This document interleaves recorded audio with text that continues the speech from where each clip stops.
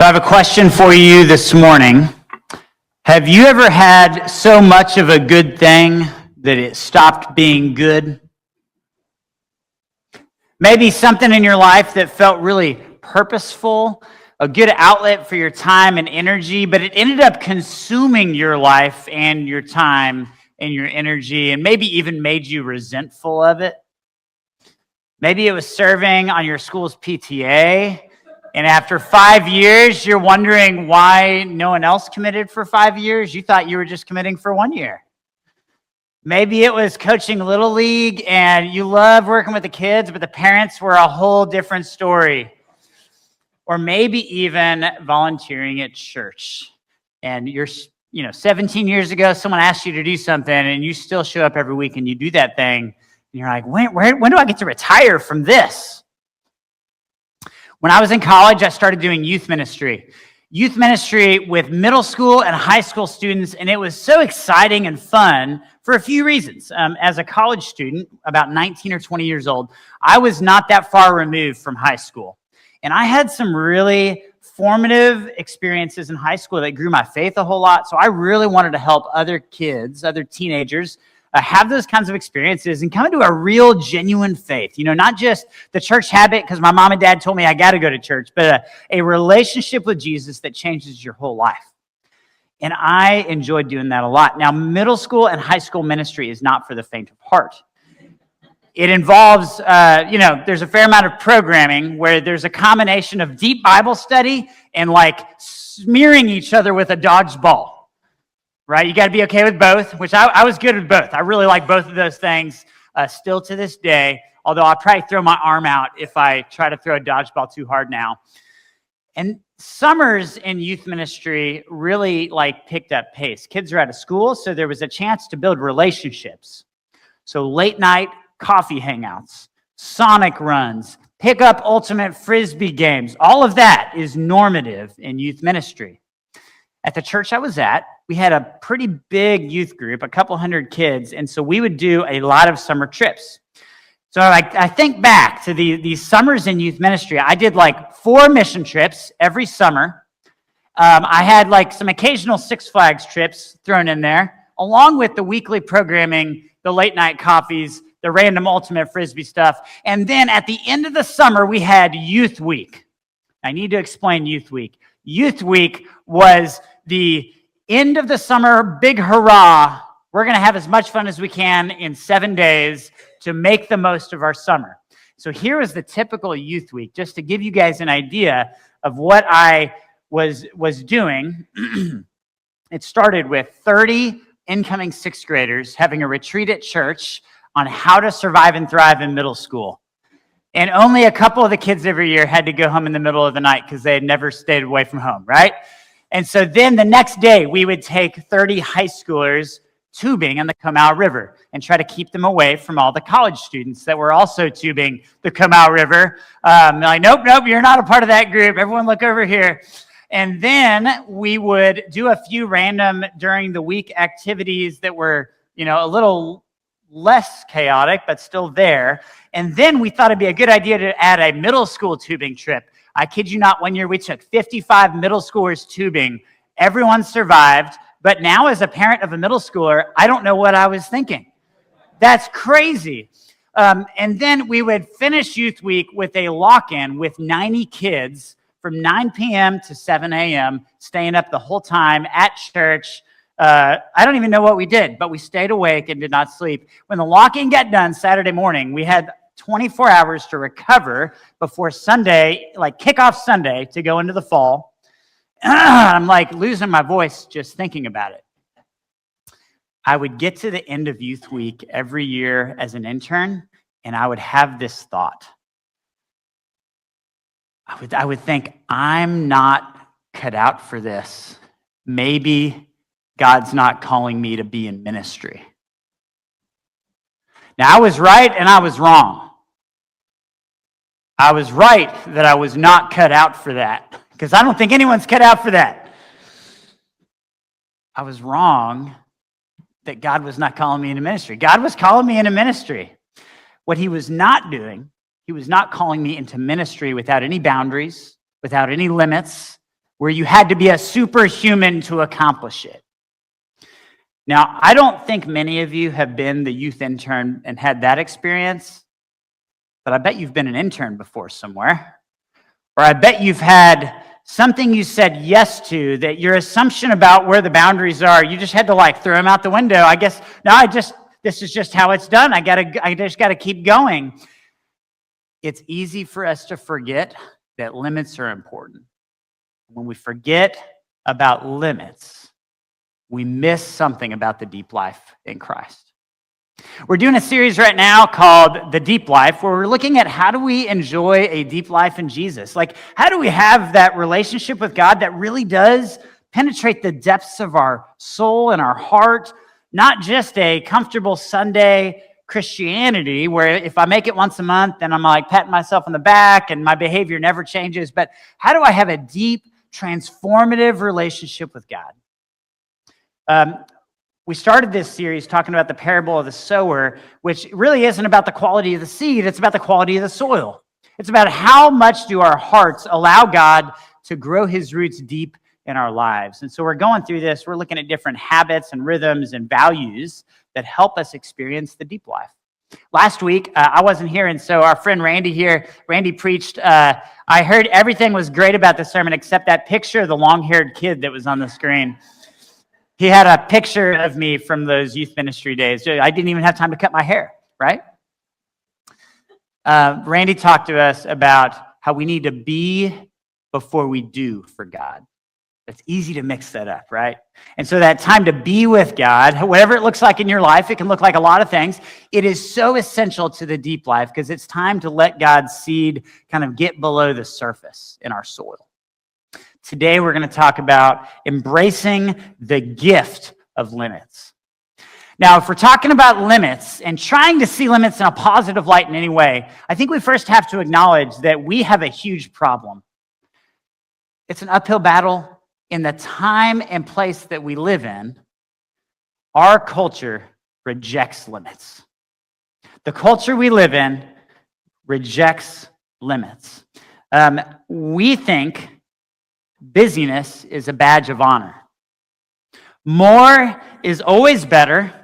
We're obsessed with efficiency and productivity. We even have AI swooping in to allow us to do more things with less time. And how often in the West have we had an emerging technology that was supposed to give us a better quality of life by making it so we don't have to spend as much time working? And instead of spending less time working, we just spend the same amount of time working and we get proud of how much more we can accomplish, right? This is the story of personal computers and email and this thing right here. And AI is just following suit. We're not going to work less. We're just going to push more.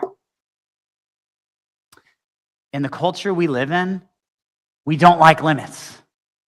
We're so productivity driven and success driven and achievement driven that we don't know how to stop or say, no, that's too much.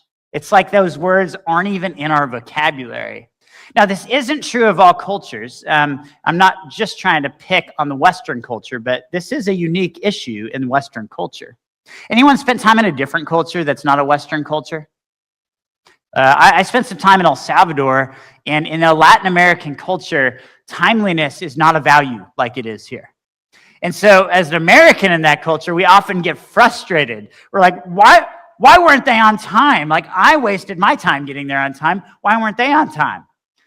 Here in the States, if I'm 5 minutes late to lunch, I have to text someone at a stoplight, ETA 12:05. So sorry, I'm late. Right?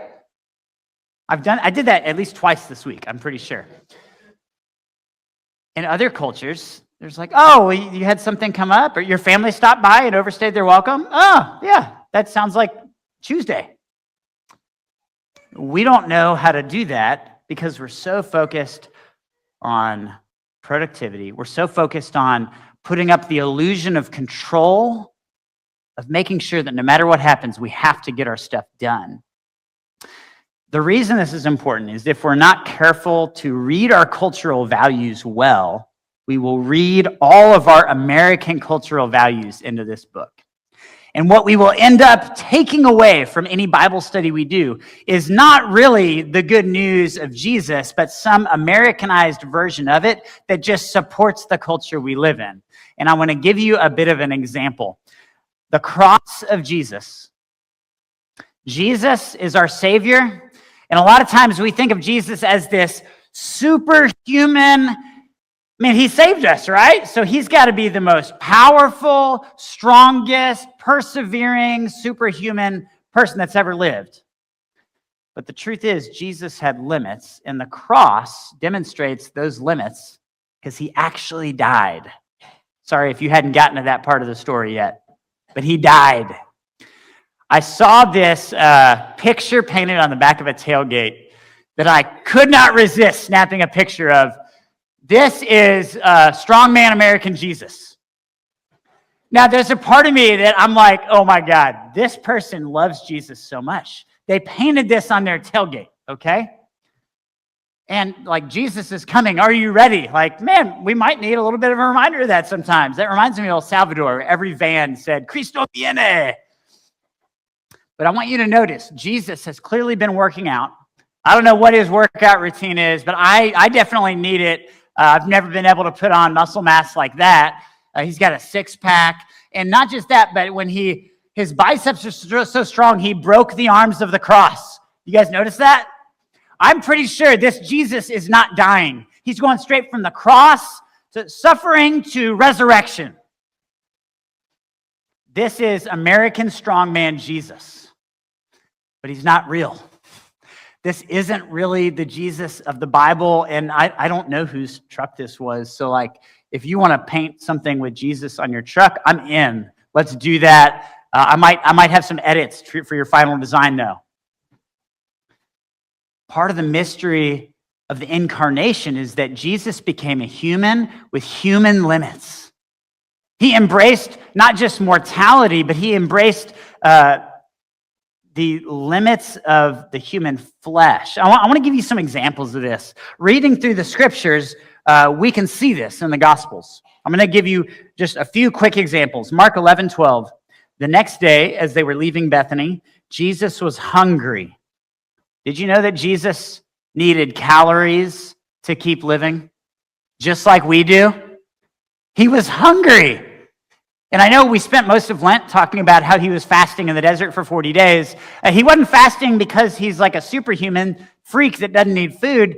That was genuine depending on God because he was excruciatingly hungry. John 4:6, Jacob's well was there, and Jesus, tired as he was from the journey, sat down by the well. Jesus didn't have limitless energy. After going a certain number of miles, he had to sit down and rest in the middle of the day. I don't know how many steps he got. I bet he got way more than the recommended 10,000 a day.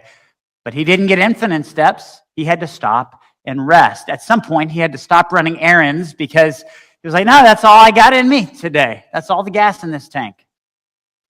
Mark 6:31. Then, because so many people were coming and going that they did not even have a chance to eat, he said to them, come with me by yourselves to a quiet place and get some rest. So it wasn't even just Jesus who needed rest, who had limits. He acknowledges that his disciples also have limits. His followers did not have limitless energy and go without food for days. They needed to stop. They needed to rest. They needed to eat. They had to have their little retreat. Peter Scazzero wrote this book, Emotionally Healthy Discipleship. We're using it to go through this series because it really just paints a picture of the deep life that is so helpful and so good.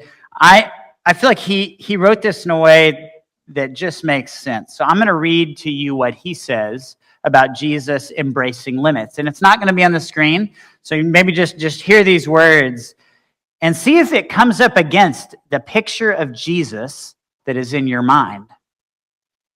Jesus embraced limits during his 3-year ministry. He did not heal every sick and demon-possessed person. He did not build a large ministry in Capernaum when they begged him to remain in that city. He refused to let certain people follow him, such as the man from whom he had cast out a legion of demons. He prayed all night and chose only 12 to be closest to him. Others were undoubtedly disappointed. Jesus did not go in person to meet the needs of everyone in Europe, Africa, Asia, or the Americas. And yet he prayed at the end of his life, John 17:4. I think we got that up on the screen. I have brought you glory on earth by finishing the work you gave me to do. So look, Jesus didn't accomplish everything. He didn't heal everybody. There were clear limits to his life and ministry, but he had the confidence at the end of his life to pray to his Father in heaven, I've done everything you've asked of me. If Jesus is our example, but he's not a superhuman freak that doesn't have limits, shouldn't we also embrace limits? Shouldn't we embrace the fact that we're not just mortal, but we have a finite amount of energy, of passion, of drive that we can put towards something? You see, if Jesus is our example for following God, then here's what's true. Limits are not a flaw to overcome. They are a gift from God. Limits are not a flaw to overcome. They're a gift from God. I don't think this fits well with our American values, so we have to kind of try really hard to take apart some of what we have in our mind. What this means is that the way to be a better Christian isn't to be stronger than all the other Christians. It means in some ways being willing to acknowledge your weakness is a part of the formula. Paul the Apostle models this so well. He's writing to the Corinthian church, and he writes to them about this thing. He calls it a thorn in his flesh. Now, it's very unlikely in my mind that there's an actual thorn, like he got a sticker burr in his foot or something like that. The thorn in his flesh is probably some kind of a medical thing that he was struggling with that was very inconvenient, that even took him away from ministry at times, but he doesn't know what to do with it. And so he writes in the letter, his second letter to the Corinthians, he writes, I had this thorn in my flesh and it was tormenting me, and so I brought it to God. I kept bringing it to God. I brought it to God 3 times. Here's what God said to him, 2 Corinthians 12:9. But he said to me, my grace is sufficient for you, for my power is made perfect in weakness. And then Paul goes on to conclude, therefore, I will boast all the more gladly about my weaknesses so that Christ's power may rest on me. What Paul's saying is the way to experience the power of Christ is not to muscle through something by our own effort. It's actually to admit where we can't do it. It's to say, you know what? I don't know. That's probably outside the bounds of what I can control or what I can reasonably expect to succeed in. And so, God, I'm sure going to need your help with this. Limits are not a flaw to overcome. They're a gift. When we acknowledge our limits, it's really a way to trust God. This is a part of the formula for the deep life. Now, how do we do that? Are you asking me, Thomas, to just be lazy and not do things all the time? And I would say, no, that's not what this is. It's not a don't try. But there are probably some places in our lives where we have limits that we need to acknowledge, that we're trying to ignore because they're very inconvenient.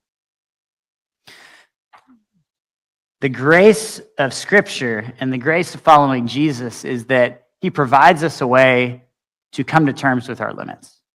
It's actually something that it's in the Bible way before Jesus comes up in the Gospels. God has put a rhythm of limits in the Bible, and we're going to look at that in Genesis chapter 2, if I can find it, because I lost my page marker. Genesis chapter 2, there's a rhythm for limits. Here's what it says. By the 7th day, God had finished the work he had been doing. So on the 7th day, he rested from all his work. Then God blessed the 7th day and made it holy, because on it he rested from all the work of creating that he had done. Did you guys catch that? the God of the universe, made everything in 6 days. And then what did he do on the seventh day? He rested. Now, why would God rest? That's kind of weird. Because the truth is, God's actually not subject to the same limits we're subject to. And so he didn't rest because he was tired. Man, it really, I got a backache because creating the whole universe was a heavy lift. That's not what happened.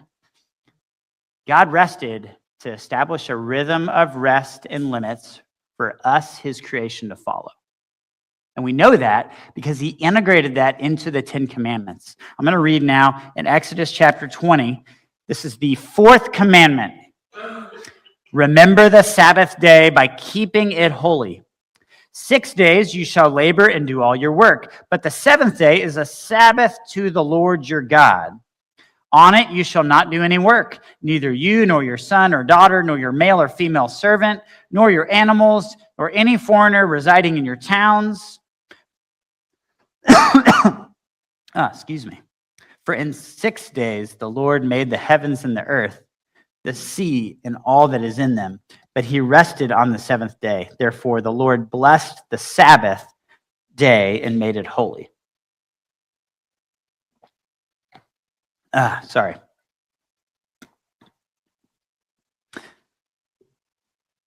God integrates Sabbath into the rhythm of creation, and he integrates it into the covenant of his people. And it's so interesting to me. You think about all the Ten Commandments. This is probably, of the Ten Commandments, the one that Protestant Christians neglect the most. Right? Like, we're on board with most of the Ten Commandments. Don't murder somebody. Don't lie. Don't covet your neighbor's wife. Yeah, you should probably just have one God. Practice a Sabbath day? Really? Isn't that a little out of date? I think for most of us, we take all the other commandments seriously, except for this one. And what's interesting, this is the only commandment that is also a spiritual practice. It'd that fascinating? That in the commandments, God didn't just give us a bunch of thou shalt nots. He put some important ones there. It'd be wise for us to listen to those. He also gives us a practice, a rhythm for remembering that we are finite, that we have limits, that we can't go, and keep doing it. At some point, we got to stop. And so I want to explain Sabbath real quick. It says in the commandment to keep the Sabbath day holy. You might ask, well, what does that mean? Does it have to sparkle or something? Something is holy when it's set apart for a special purpose. That's all holy means. And so the Sabbath was a day that is meant to be different than the other 6 days of the week. 6 days, you do our work, we get stuff done, we, all the parts of life that have to get accomplished. But one day, it's set aside to stop accomplishing, to stop producing, and to rest.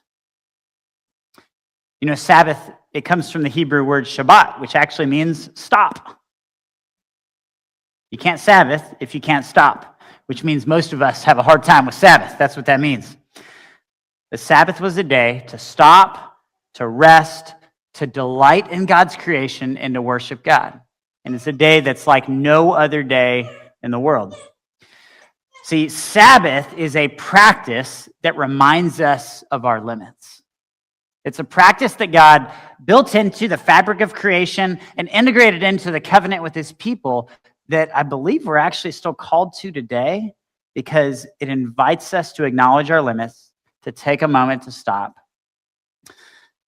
Now, you might say, well, didn't Jesus do things on the Sabbath he wasn't supposed to? I'm like, yeah, kind of. He healed people on the Sabbath. He didn't. I think you can make an argument he didn't technically break the Sabbath. What he did is he violated one of the 39 extra rules that the Jewish people made that you weren't allowed to do on the Sabbath. They were very worried about if someone breaks the Sabbath, what's going to happen. So I'm kid you not, there were 39 action verbs: sewing, mixing, kneading, tearing. I don't know all of them because that's not the point. Jesus confronted those. And he said, the Sabbath was made for man, not man for the Sabbath. But Jesus never says, I'm here, you don't have to Sabbath anymore. He just shows a proper way to observe the Sabbath. The Sabbath is a practice that reminds us of our limits. Because of that, we in the Western world struggle with the Sabbath. So when I was doing youth ministry, the grace of a summer, 70, 80-hour a week internship is that there was a week break before college classes started.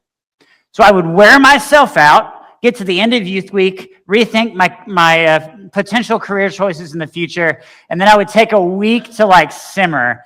And we'd get to the end of that week, and I'd be great. I'm like, start classes, and shift to very part-time through the school year youth ministry internship. Eventually, I didn't burn out enough that I decided to not go into ministry, obviously, because I'm standing here right now. But I decided to go into youth ministry full-time, and all my habits just translated from summertime to full-time work. So the pace of life I used to do in the summer for youth ministry, I shifted that into year-round crazy weeks of youth ministry activity. From August to December, that first year out of college, I was 22, I worked hard. And then I got to December, and I called my mentor, Rusty Teeter, who preached here just a few weeks ago, and I said, Rusty, I think I have a problem. I don't know what's wrong, but something is wrong. And he was like, well, let's meet up and talk about it. I was like, I don't have time to meet. I'm too busy. So he, gracious as he was like, all right, well, you're flying home to see your parents. So why don't I give you a ride to the airport? We'll stop and get breakfast. So I distinctly remember we stopped at the Waffle House down by the Austin airport. It was probably 5:30 in the morning. And I just let Rusty have it. Here's all the problems working in a church and how hard it is. And all the church staff people are rolling their eyes at me right now, I'm sure. But I just let him have it. And it's wearing me out. And there's these people and that people. And he listened, and he did that thing that pastors do where they nod and they repeat back to you what you said. They make you feel very affirmed and heard and comforted. And then it was all right, well, we got to go. I got to get to my flight. I'm still in a hurry, even though I'm on a hurry for vacation, right? Theme here in my life has to get addressed. And he stops me for a moment. He says, Thomas, I want to just share 2 observations I have. I was like, oh boy, here we go. What do you see, Rusty? Tell me all the problems. He's like, here's 2 observations. 1, you're leading a lot of small groups for other people, but you don't have a small group for yourself. Oh, man, you're right. I hate it when you're right, but you're right. That's a whole nother sermon. We'll do the sermon on small groups. I might retell that story. Y'all have to forgive me. The second thing he said is, Thomas, you don't have a Sabbath. You're not stopping. You're working 7 days a week. You got to be real with yourself and take a break and have a Sabbath. So he made me commit to him that I was going to do those things in the new year. And I begrudgingly said, yes, I'll try to have a Sabbath and the small group thing. And so as I'm trying to keep a Sabbath, guys, I'll say it is a discipline that I started practicing that has probably in some ways saved my life, but it has not come easy to me. You can ask my wife who's here, and on a Saturday morning, I'm sitting there trying to figure out how to not work. I'm getting antsy because I would feel so much better if I had a productive outlet for that. Over time, I've learned some tips and tricks, things that have helped me have a Sabbath. So we Sabbath from Friday evening, try to have a nice family meal, and we usually cook homemade pizza and open a bottle of wine, and it's a better meal than most meals of the week, right? We watch a family movie, and then Saturday, we try to just have fun and enjoy life. All the while, half the time, I'm sitting there let me just, all right, check one email. No, I'm not supposed to. I'm not going to work. I'm telling you, I'm not good at this. That's the point I'm trying to get across. But I need it. And I need it precisely because I'm not good at it. Because it is a discipline that reminds me that I need limits. It's a way for me to embrace limits that allows God's roots to grow deeper in my life than they would on my own. So I'm convinced we all need limits. That we all need limits in many different ways. And that when we do something like a Sabbath day, it doesn't just change one day a week. Walter Brueggemann, a famous New Testament scholar, he says this: people who keep Sabbath live all 7 days differently. When we embrace limits as a gift, when we stop over-functioning, when we're able to say, all right, God, I can take a day to not work and the world will keep spinning on its axis because you're the one that keeps us going, not me. When we do that, it just gives God a chance to work in our lives in a deeper way. It allows God to penetrate beneath the surface because we slow down long enough to hold still and I'm going to get that thorn out. We got to have limits. I think part of embracing the deep life is not just learning it up here. I could tell you, and I could tell myself, yeah, I have limits. That's really different than inviting God to speak to our hearts. And so right now, what I want to do is just to spend a moment in prayer and invite God to speak to our hearts as a way of welcoming God in to the inner parts of our lives. And this doesn't have to be too weird and woo-woo. If you're like, Thomas, this is way past my comfort zone. It's okay. I'm going to invite the band to come back up, and I'm just going to lead us in kind of a guided listening to God. If you're comfortable, I want to invite you to close your eyes, sit where you are, to hold your palms up. And I have some questions for you to bring to God. I'm going to leave some open space, some silence. That's definitely okay. As we come before God, here's the first question I want to invite you to bring to Him. Is to say, God, where in my life am I ignoring your limits? Where in my life, God, am I ignoring limits and it's not helping me grow deep in you? Maybe it's getting in the way instead. I invite you just to sit and to listen to what God might show you.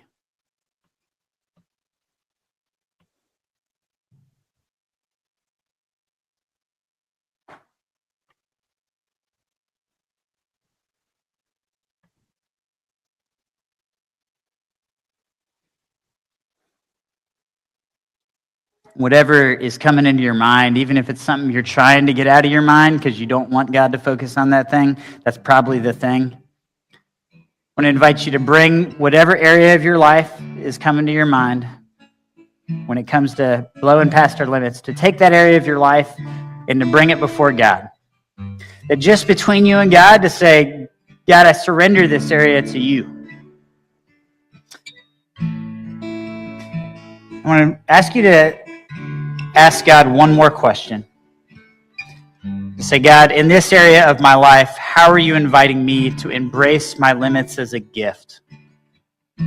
And God might show you some things. He might tell you that He just wants you to lower your standards, that would lower your stress in all of life and be a gift in a really good way. Maybe as you bring that area of your life to God, God's going to invite you to say no to something that you're not sure how to say no to. And it's going to be a gift because you won't be as overcommitted and frazzled. Maybe there's an area of your life, or maybe you're having a hard time coming up with an area, but that Sabbath concept keeps coming up, and maybe God's inviting you to give Sabbath a chance. A 24-hour period of rest and stopping, delighting and worshiping.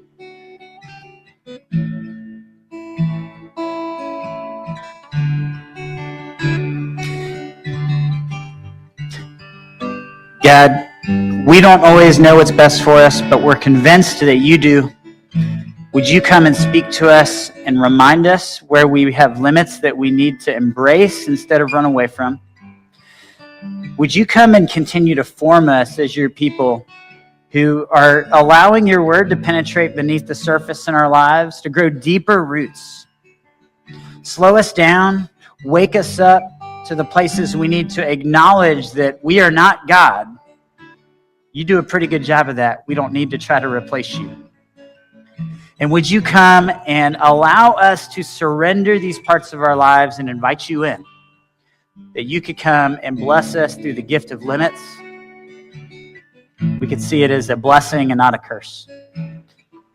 God, we're asking for you to speak to us and lead us, to grow your word deeply in us today. In Jesus' name, amen.